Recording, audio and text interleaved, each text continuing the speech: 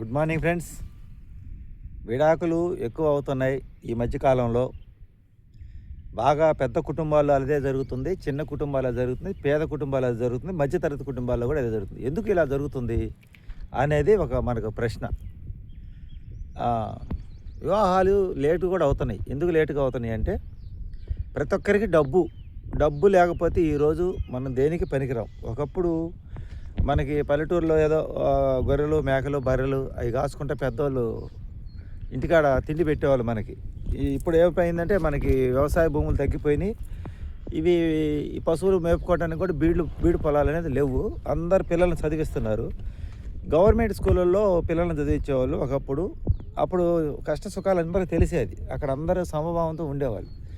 Corporate స్కూళ్ళు వచ్చినాయి. ప్రతి ఒక్కరు భార్యాభర్త ఇద్దరు కష్టపడటం, లేకపోతే భార్యాభర్తలు ఇద్దరు జాబ్ చేస్తూ పిల్లల్ని కార్పొరేట్ స్కూల్లో వేస్తున్నారు. మిడిల్ క్లాస్ వాళ్ళు, ఆఖరికి పేదవాళ్ళు కూడా కలో గంజా దాగి అయినా సరే పిల్లల్ని చదివించుకొని ఒకరికి మంచి భవిష్యత్తు ఇవ్వాలని ఆలోచన చేస్తున్నారు. ఈ క్రమంలో ఏం జరుగుతుందంటే ఈ ఎల్కేజీ పిల్లవాడికి మన మున్సిపాలిటీల్లో ఇట్లాంటి జిల్లా రాజధానులు కాకుండా జిల్లాల్లో కేంద్రాల్లో 30,000 రూపాయలు ఫీజు ఉంది ఎల్కేజీ పిల్లవాడి కానించి. నిజంగా మీరు కానీ ఆలోచన చేసినట్టయితే ఒక కూలి పనికి వెళ్తే ఈరోజు సాధారణమైన పేదవాళ్ళకైతే ఆడవాళ్ళకి 500 రూపాయలు కూలి వస్తుంది, మగవాళ్ళకి 800 రూపాయలు కూలి ఇస్తున్నారు. నెలకి 20 రోజులు పని దొరికారు, కష్టం అవుతుంది. ఈ లెక్క ప్రకారం చూసుకుంటే ఇద్దరు కలిపి సంపాదించినా కూడా 10,000 ప్లస్ 16,000 26,000 వస్తుంది. ఒక పాపను ఒక బాబును చదివించాలంటేనే సంవత్సరానికి 50,000 ఖర్చు అవుతుంది. ఇద్దరు పిల్లలు అయితే సంవత్సరానికి 1,00,000 రూపాయలు అవుతుంది. వీళ్ళకి వచ్చే జీతం 26,000. అంటే ఈ భార్యాభర్త ఇద్దరు పనిచేస్తే వచ్చేది 26,000. ఇది విశ్లేషణ కరెక్టా? నాకు అనుభవం ప్రకారం చెప్తున్నా. సరాసరి 26,000 వస్తుంది. ఇప్పుడు ఏమవుతుంది, వీళ్ళకి 26,000తో పిల్లల్ని చదివించుకునేటప్పుడు ఒత్తిడి ఎక్కువైపోతుంది భార్యాభర్తలు ఇద్దరు కూడా. ఈ ఒత్తిడి ఎక్కువైపోయిన తర్వాత పిల్లలు పెరిగే కొద్దీ మనకి ఫీజులు పెరుగుతూ ఉంటే మన సంపాదన మటుకు పెరగదు. పనుల్లో పోటీ వస్తున్నాయి. ప్రతి ఒక్క పనులు యంత్రాలు తయారని ఇప్పుడు బేల్దారి పని చేయాలన్నా కూడా దాంట్లో ఇప్పుడు ఈ పైన వాళ్ళకి పై కూలీలు ఉంటారు చూసారా, వాళ్ళకి ఈ మిషన్లు వచ్చినాయి అనమాట. అంటే 3 అంతస్తులకు 4 అంతస్తులకి 5 అంతస్తులకు 10 అంతస్తుల మిషన్ ద్వారా వెళ్ళిపోతుంది. ఇక మనుషులు అవసరం లేకుండా, అంటే 10 మంది అవసరమయ్యే కాడ 2-3 అయిపోతుంది పని. మేస్త్రి స్థాయిలో ఉన్న వాళ్ళకి పని పోటీ ఎక్కువ ఉంటుంది. టెక్నాలజీ పెరిగిపోయింది అనమాట. అన్నింటిలో కూడా ఈ యంత్రాలు ఎక్కువ తయారైన జనాభా బాగా పెరిగిపోయింది. భూమి మటుకేం పెరగదు కదా, అలాగే ఉంటుంది మన భారతదేశం పరిస్థితి. ఇప్పుడు మనకి ఇక్కడ సమస్యలు మొదలవుతున్నాయి. ఇప్పుడు ఇదొక సమస్య.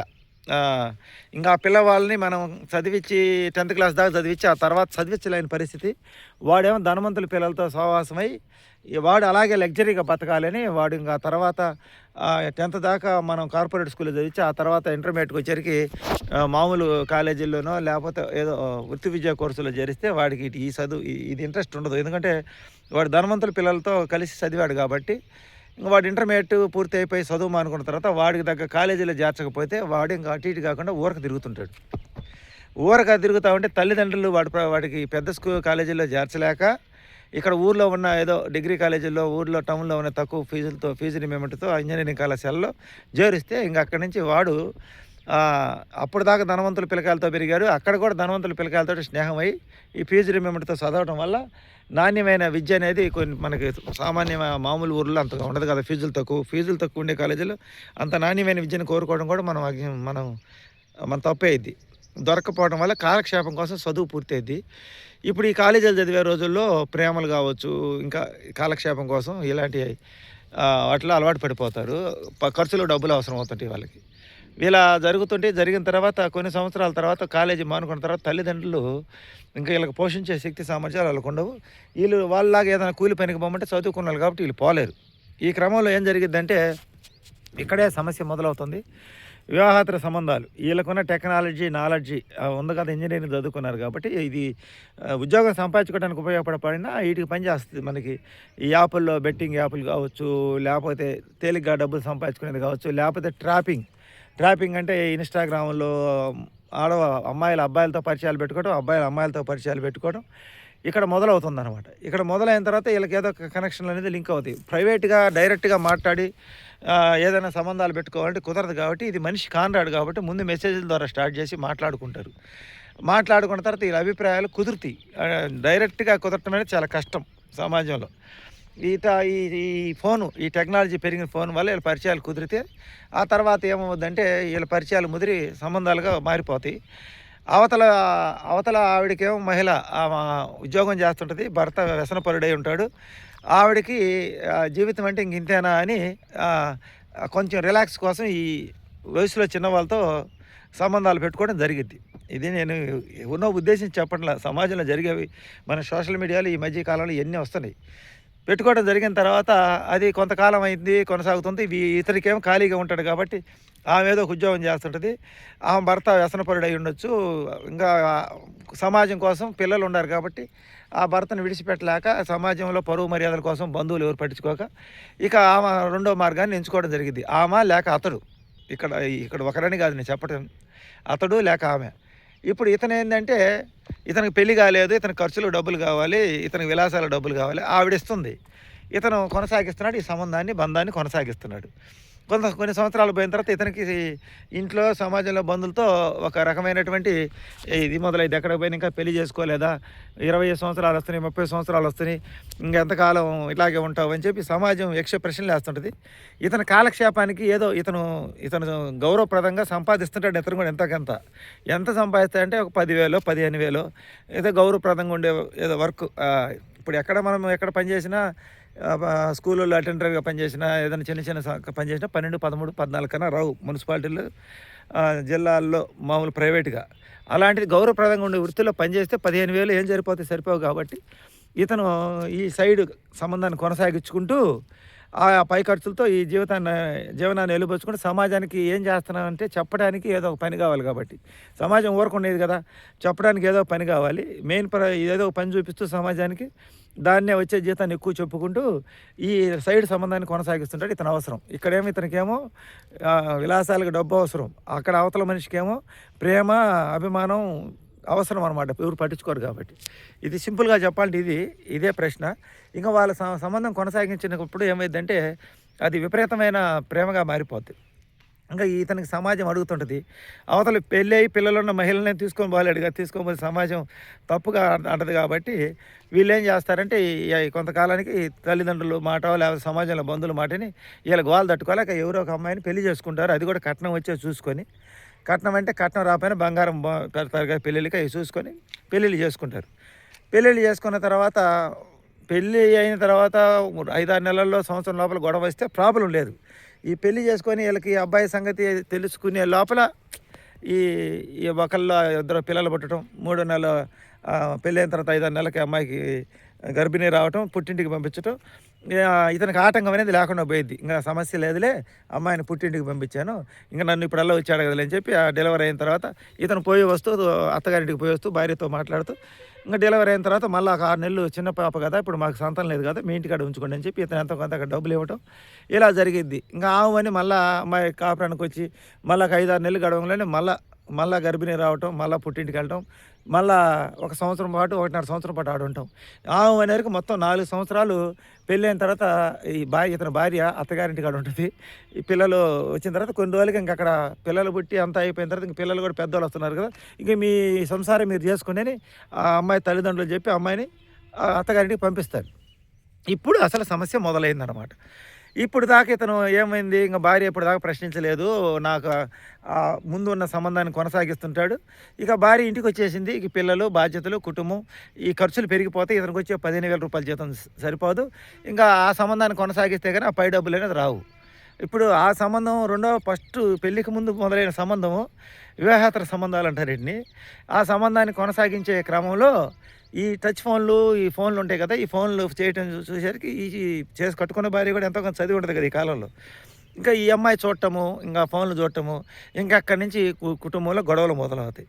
గొడవలు మొదలైన తర్వాత ఇప్పుడు మొదటి కనెక్షన్ని కట్ చేసుకోవడం కష్టం. ఎందుకంటే ఇతను డబ్బులు పెట్టుబడి పెడుతుంది కదా అవతల వ్యక్తి.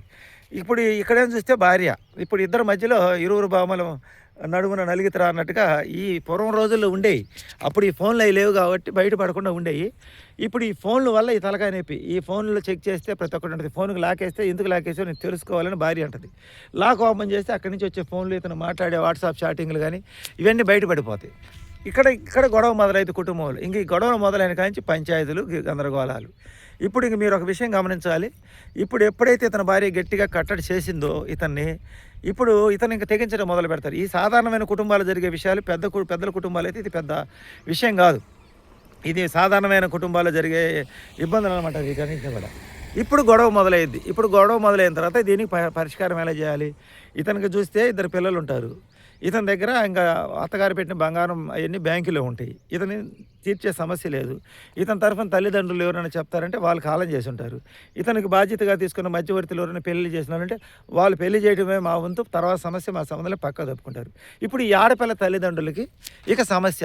ఈ అబ్బాయికి పెళ్లి చేసిన కాంచి, ఈ అమ్మాయికి కూతురికి పెళ్లి చేసిన కాంచి ఈ అమ్మాయి గొడవ పెట్టుకున్నప్పుడల్లా తల్లిదండ్రులు పని బాగొట్టుకొని వీళ్ళ ఇంటికి వచ్చి పంచాయతీ చేసిపోవాలి.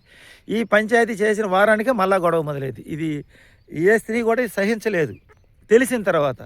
అలాగని ఇప్పుడు న్యాయం ఎవరి పక్కన ఉంది, ఎవరి పక్షాన ఉందంటే, వాడికి పెళ్లి కాకముందు వాడు చెప్పాను కదా, వాడికి బాగా బతకాలని చదువు పూర్తి స్థాయిలో పెద్ద చదువులు చదవలేక అట్టని చిన్నప్పుడు ఏమో బాగా చదివించారు.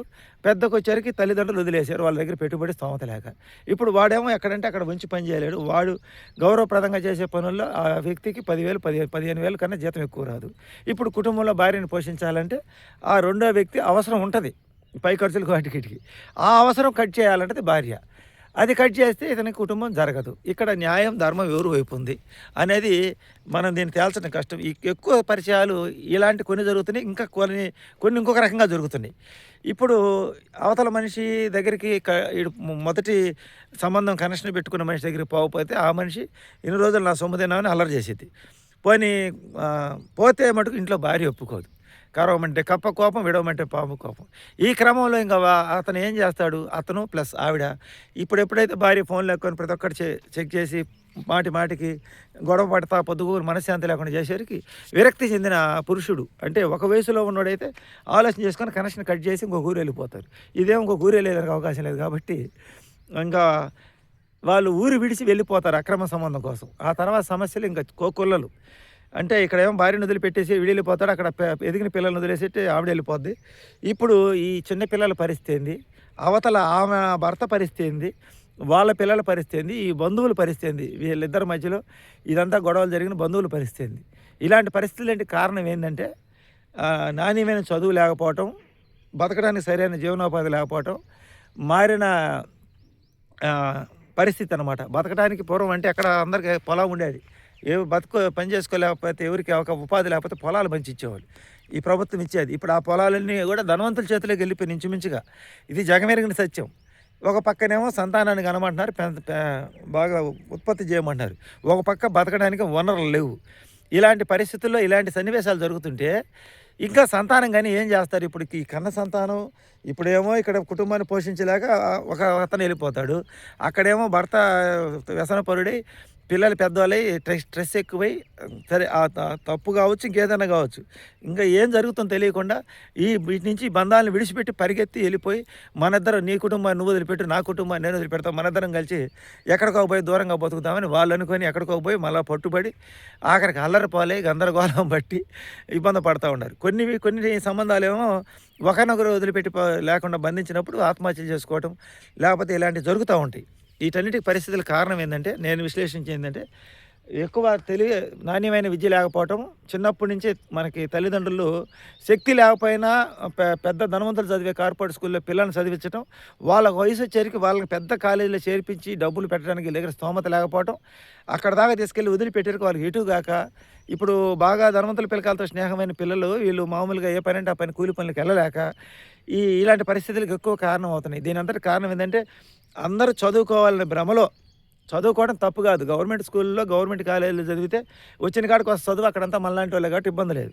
కార్పొరేట్ స్కూళ్ళు కార్పొరేట్ సిస్టమ్ అయి లక్షల ఫీజులు కట్టి చదివించి పై స్థాయికి వచ్చేసరికి ఉద్యోగాలు దొరక్క వాళ్ళు ఏ పని అంటే ఆ పని చేయలేక వ్యాపారాలు పెట్టి, కొంతమంది వ్యాపారాలు ధనవంతుల పిల్లకాయలేమో వాళ్ళ స్థాయికి ఉద్యోగాలు రాక వ్యాపారాలు పెట్టి నష్టమైపోతున్నారు పెళ్ళిళ్ళు కావడం కోసం. ఈ లోపల ఈ కాలక్షేపంలో మనుషులకు మానసిక స్థితి కరెక్ట్గా లేక ఒక తోడు అనేది అవసరమైంది కాబట్టి జనరల్గా 18, 19 సంవత్సరాల నుంచే మనిషి ఆలోచన విధానం మారిద్ది. 21, 24, 25 లోపల పెళ్ళిళ్ళు చేసేవాళ్ళు పూర్వం రోజులు. మ్యారేజ్ లేట్ కావడం వల్ల ఈ ప్రేమలను దోమలని వీటి వల్ల పెళ్ళికి ముందు జరిగే ఈ కార్యక్రమాలన్నీ కూడా పెళ్ళి అయిన తర్వాత అవి బయటపడి విడాకులకి దారి తీస్తున్నాయి అనేది నా అభిప్రాయం. ఇక్కడ నేను ఎవరిని తప్పు పట్టలేదు. సమస్య అసలు మూలం ఏంటంటే సరైన సంపాదన మార్గం, బతుకు తెరువు మార్గం లేకపోవటం, అన్ని రేట్లు పెరిగిపోవటం, విపరీతంగా భూములు కాంచి అన్నీ షాపులు రెంట్లు పెరిగిపోవటం, సామాన్యుడు ఏ విధంగా బతకడానికి కూడా అవకాశం లేకుండా చేయటము, ఇవన్నీ చేసి మళ్ళీ మీరు పెళ్ళిళ్ళు చేసుకోండి, సంతానాన్ని ముగ్గురిని కనండి, నలుగురిని కనండి అని అంటే ఎలా సాధ్యమైంది చెప్పండి? ఒక్కసారి సర్వే చేస్తే అసలు మా పరిస్థితులు ఎంతమంది పని చేస్తున్నారా, ఎంతమంది పని చేయట్లేదా, ఎంతమంది పెద్దవాళ్ళు ఇచ్చిన ఆస్తులు అమ్ముకొని బతుకుతున్నారు, ఎంతమంది జీవితంలో ఒక ఆధారం దొరకకుండా బతుకుతున్నారు అనేది ఇక్కడ ప్రశ్న. సరే బయలుదేరి పని చేసుకొని బతకచ్చు కదంటే నేను వాళ్ళని అడిగాను మొన్న. వాళ్ళు ఒక 10 మంది 20 మంది టీములుగా పోతుంటారంట. వాళ్ళు ఏదైనా సరే కాంట్రాక్ట్ చేసుకొని పని చేసుకుంటారంట. ఒక రోజు 400 కూడి కూడా పట్టడం లేదు మేము, అంటే పనులు డిమాండ్ ఎక్కువైంది, మిషన్లు ఎక్కువైంది అని చెబుతున్నారు. ఇక వ్యవసాయ పనులు, పొలం పనులు అంటే ఈ వరిగడ్డి కొట్టేదానికి యంత్రాలు వచ్చినాయి, వరి కోసేదానికి యంత్రాలు వచ్చినాయి, కంది కోసేదానికి యంత్రాలు వచ్చినాయి, కంది గింజలు కూడా ఒకసారి పడిపోతున్నాయి. ఇంకా కూలీలతో పని లేకుండా అన్ని యంత్రాలు వచ్చినాయి. ఇంకా అలా పొగాకు సీజన్ అంటే సంవత్సరానికి 2 నెలలే ఉంటుంది. మిరపకాయలు కోసేది అడుగు సంవత్సరం 2 నెలలే ఉంటాయి. ఇంకా అట్లాంటి పనులు కూడా జనాభా ఎక్కువైపోయి కూలి పనులు కూడా దొరకని పరిస్థితి అవుతుంది. ఎందుకంటే యంత్రాలు ఎక్కువ, పెరిగిన టెక్నాలజీ. ఇక ఉద్యోగాలు ఉంటే ఇంక ఇప్పుడు సాఫ్ట్వేర్ గురించి మనం ఆల్రెడీ చెప్పాం, వాటిలో కూడా ఏఐ టెక్నాలజీ ఏదో వచ్చింది, అక్కడ ఇబ్బంది అయిపోతుంది. ఇలాంటి పరిస్థితుల్లో పెళ్ళిళ్ళు చేసుకొని పిల్లల్ని కంటాం. ఒక వ్యక్తి అయితే పెళ్ళిళ్ళు చేసుకొని వాళ్ళని పోషించలేక, ఆ కుటుంబ బాధ్యతలు బరువులు తట్టుకోలేక వెళ్ళిపోయేవాళ్ళు కొంతమంది, తనువు జాలించేవాళ్ళు కొంతమంది గొడవలు పడి విడాకులు తీసుకొని ఇంకా పెళ్ళంటే భయపడుతూ జీవించే వాళ్ళు కొంతమంది. ఇలాంటి పరిస్థితులకి మారాలంటే ఏం చేయాలో అది ఆలోచన చేసుకొని చేసిన రోజే ఏదైనా సరే ఆర్థికంగా బతకడానికి మనుషులకు దారి చూపించినప్పుడే సమాజం అంతా కూడా పచ్చంగా కలకలాడింది. అందరు పెళ్ళిళ్ళు చేసుకొని సంతోషంగా హ్యాపీగా ఉంటారనేది నా అభిప్రాయం. ఇది నేను ఈరోజు చెప్పదలుచుకుంది. దీంట్లో నేను ఎవరిని ఉద్దేశించలేదు, నా విశ్లేషణ ఇది. దీనికి మంచిగా కామెంట్ చేయండి, మీ అభిప్రాయాలు కూడా తెలియపరచండి అంతే. వీడియో నచ్చితే లైక్ చేయండి, సపోర్ట్ చేయండి.